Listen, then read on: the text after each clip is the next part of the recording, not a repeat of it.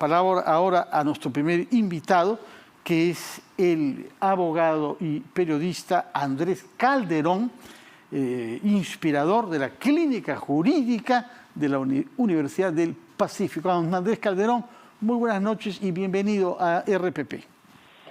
Buenas noches, Fernando. Hemos hablado sobre el artículo del Financial Times, sobre el candidato que ha cautivado a los pobres y ha aterrorizado a los ricos.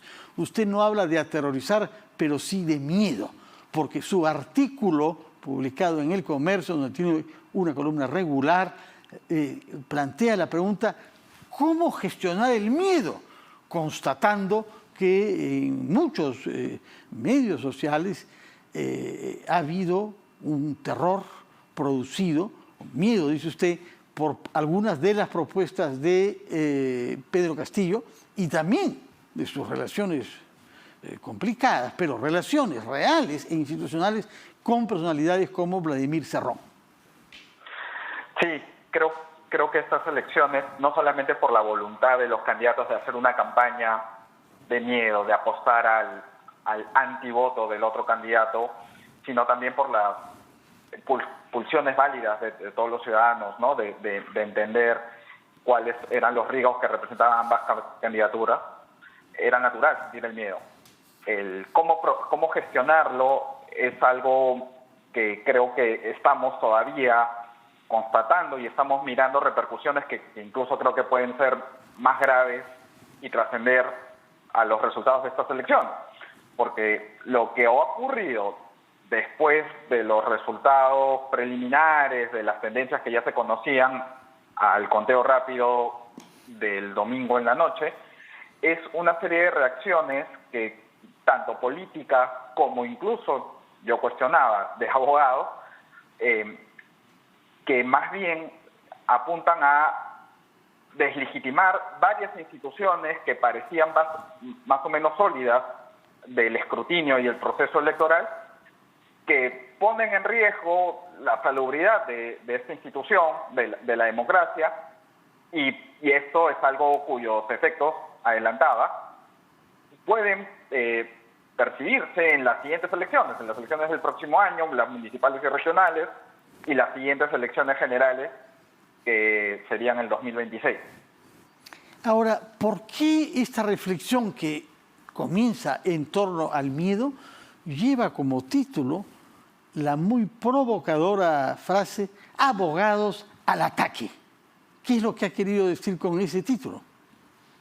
Me refería justamente al grupo de acciones que decenas de abogados han realizado, aparentemente a título individual, aparentemente por entusiasmo propio, para interponer estas centenas de acciones de nulidad sin precedentes que han llevado a, entiendo, alrededor de 900 solicitudes de nulidad presentadas por Fuerza Popular y alrededor de 200 presentadas por Perú Libre, ¿no? Lo cual nos lleva a una judicialización exacerbada, inaudita en nuestros procesos electorales.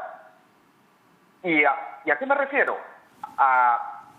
Si uno mira los criterios ya más o menos establecidos en anteriores elecciones por los jurados especiales electorales y por el Jurado Nacional de Elecciones, y conversa con expertos electorales, podría anticipar que el resultado de estas iba a ser más o menos como venimos constatando, ¿no? Hoy día leí una nota de Ojo Público en la que evidenciaba que todas las acciones que sí han podido ser procesadas, que han sido admitidas por los jurados electorales especiales, daban un resultado desfavorable para Fuerza Popular, porque la causal de fraude tiene que ser muy bien demostrada, muy bien sustentada, y que las presunciones en base a discordancias entre firmas normalmente no van a tener el resultado que esperaban quienes impugnaban.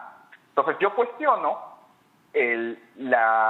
digamos, qué puede haber estado detrás de los abogados y de las personas que asesoraron a Fuerza Popular para iniciar esta avalancha de acciones de nulidad, que si bien es cierto, están dentro del marco legal, uno podía anticipar que en realidad no iban a tener un resultado favorable, más allá del de simplemente dilatar el proceso y generar una incertidumbre. Creo que esa es una pregunta desde la ética profesional que deberíamos hacernos los abogados, y específicamente los abogados que trabajaron estos recursos, pero también hoy deberían evaluar Fuerza Popular y los aliados de Fuerza Popular si políticamente, al mantenernos en esta situación de incertidumbre, es algo que le hace bien a la democracia, con prescindencia nuevamente del interés partidario inmediato que ellos tienen de querer ganar estas elecciones, cuando todos los precedentes y digamos que la casuística nos muestra que en realidad es muy probable que los resultados se mantengan.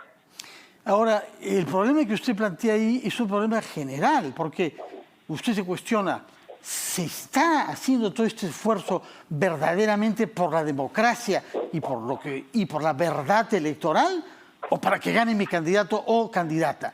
Pero es una pregunta que concierne a toda militancia partidaria, porque el que está en un partido y hace campaña quiere que gane su candidato y en algún momento cesa de pensar en los criterios que lo han llevado a ese partido. Por eso es que era tan sorprendente el premio Nobel francés Alberto Camus, que dijo: yo solamente podría ser miembro de un partido en donde estén personas que no están seguras de tener razón. Yo también quisiera estar en ese partido por lo demás, pero si uno es miembro de un partido es porque tiene certidumbres y porque cree que su candidato es el mejor político que hemos visto desde Solón.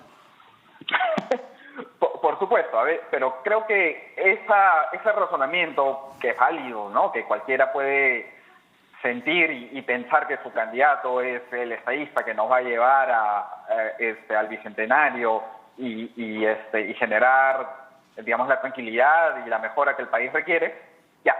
Pero esa sensación tiene un límite, y el límite es la voluntad popular, ¿no? Yo puedo creer que mi candidato o candidata era la mejor, pero a partir del 6 de junio esa creencia realmente ya no importa tanto. O sea, bueno, importa para el sentimiento individual, pero la acción pública y la acción política tiene que dar paso a los resultados de estas elecciones. Yo lo que intuyo es que todas estas personas no están procesando bien todavía lo que parece ser ya evidente a estas alturas. El resultado de las elecciones arroja una ventaja estrecha, pero ventaja al fin y al cabo a favor del señor Pedro Castillo, y las razones que hay para cuestionar esos resultados no parecen tener asidero. Bueno, por más que lo sientan, por más que lo quieran.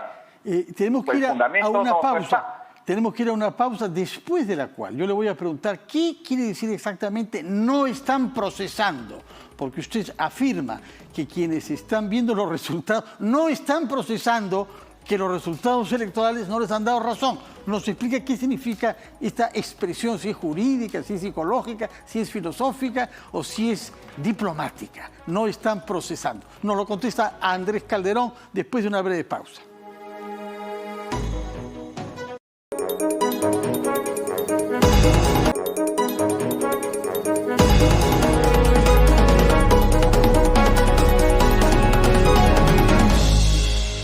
Estamos conversando con el abogado y periodista, columnista del diario El Comercio, Andrés Calderón, quien ha escrito un artículo justamente en este diario, Abogados al Ataque, en donde reflexiona sobre el significado de una operación de gran amplitud en la que abogados, dice, algunos de los mejores estudios de nuestro país se han lanzado a la defensa de las impugnaciones planteadas por Fuerza Popular de Keiko Fujimori. La pregunta de fondo es qué hacer con el miedo, cómo reaccionar frente al miedo que ha producido, comprensiblemente, en el candidato Pedro Castillo. Pero dice que quizás en el contexto de este miedo, los responsables de Fuerza Popular no están procesando el mensaje que viene de las urnas tal y como son proclamadas por la OMPE, es decir, escrutadas por la OMPE y proclamadas por la autoridad electoral. Sí, ¿no? Decimos que en realidad a los grandes competidores se les conoce en la derrota, y esto creo que también es aplicable a los contendientes en la arena política. Y lo que parece estar ocurriendo con Fuerza Popular, con Keiko Fujimori y sus adláteres más ínclitos, es que no terminan por aceptar este mensaje, y que la forma de negarse a este resultado ahora ha tenido un recurso legal. Yo recuerdo con mucho énfasis esta frase que Keiko Fujimori ha dado en varias entrevistas durante la campaña, y esto es: quizás debimos pedir un nuevo conteo de los votos, con relación a la actitud que ella tomó en el 2016 de no conceder rápidamente y no tan claramente la derrota ante Pedro Pablo Kuczynski. Parece que esa espina, ¿no?, de pensar en algún momento que bajo alguna argucia legal iba a poder revertir esa derrota en el 2016, ahora la está llevando a no dejar piedra sobre piedra, ¿no?, y buscar cualquier recoveco legal para alcanzar ese cometido. Lo que sucede es que en el camino yo creo que está debilitando o está sembrando una duda, una sombra de sospecha que en realidad es muy peligrosa, sobre la institucionalidad, la autonomía y la corrección de los órganos electorales, de las reglas que ya existen y que quiere que se doble o que se flexibilicen a su favor, ¿no? Y con esto finalmente la sensación ciudadana de que su voluntad realmente se ha respetado en las urnas. Ahora, hay por una parte el procedimiento que se ha hecho contra cientos de mesas llamados recursos de nulidad, y hay algunos abogados especializados que se ocupan de eso, pero hay otro proceso en curso que será encargado al señor Urbiola, que lo enfoca desde el punto de vista constitucional, que tiene que ver con el plazo. Y lo que el señor Urbiola dice haber descubierto como argumento es que el texto que define el plazo para presentar recursos de nulidad es de 3 días. Y este plazo, que significa hasta las 12 de la noche del día miércoles pasado, es contradicho por una decisión administrativa que fija el horario de recepción de documentación hasta las 8 de la noche. Eso es lo que efectivamente dice un texto del Jurado Nacional de Elecciones de octubre del año pasado. ¿Cómo enfoca usted como jurista esta contradicción y este conflicto de interpretaciones? Es decir, 72 horas, 3 días, hasta las 12 de la noche, y no 72 horas menos 4 hasta las 8, porque en esas 4 horas parece han entrado o habrían entrado muchos recursos de nulidad que vienen siendo desde ya declarados improcedentes en los jurados especiales. ¿Cómo resolvería usted en su clínica jurídica esta contradicción en torno a las 4 horas? Creo que la práctica usual en cualquier tema de plazos ante cualquier entidad pública, anteriormente he tenido la oportunidad de litigar ante una entidad pública, y en la Clínica de Libertades Informativas a veces presentamos recursos también a entidades públicas que no quieren divulgar información que debería ser pública. Es bastante claro que el conteo de días, el plazo de días, se entiende de días, por un lado días hábiles, y en segundo lugar se entiende que es en el horario disponible, horario de oficina, en el que atienden las entidades públicas. O sea, por lo menos sorpresivo que el Jurado Nacional de Elecciones haya puesto un límite hasta las 8 de la noche, no lo es. No es era hasta las 5 antes, era hasta las 5, y por la epidemia, por la pandemia se cambió hasta las 8, sí. Sí, claro. O sea, si yo planteara ese argumento ante alguna entidad pública ante la cual tengo un plazo para presentar un recurso, yo no me correría por nada del mundo el riesgo de querer presentarlo a las 11:50 o a las 11:59 de la noche, porque sé que lo usual es que se cuenten los días con el horario de oficina. Hay un punto importante que de todas maneras creo que tenemos que tener en cuenta, Fernando, y esto es: ¿cuál puede ser el resultado con prescindencia de la discusión sobre si se deberían contabilizar estas 4 horas más o no? Y lo que sucede es que el Jurado Nacional de Elecciones, el Pleno del Jurado Nacional de Elecciones, seguramente va a resolver varios recursos que sí se presentaron a tiempo y que materialmente consisten en el mismo argumento de los que se han presentado de manera extemporánea. Entonces, es previsible suponer que incluso con estos resultados, que se van a conocer seguramente en los próximos días, uno ya puede anticipar la suerte de los 700, 800 y tantos que han sido extemporáneos, incluso si se hubieran admitido. Entonces, si de los 140 se descarta, como ya vienen descartando los jurados electorales especiales, que la falta de coincidencia de firmas no es prueba de fraude, o que la irregularidad de que hayan miembros de una misma familia en una mesa tampoco acredita causal de fraude, si es que esto se descarta, en realidad ya termina siendo fútil la discusión sobre los recursos presentados extemporáneamente.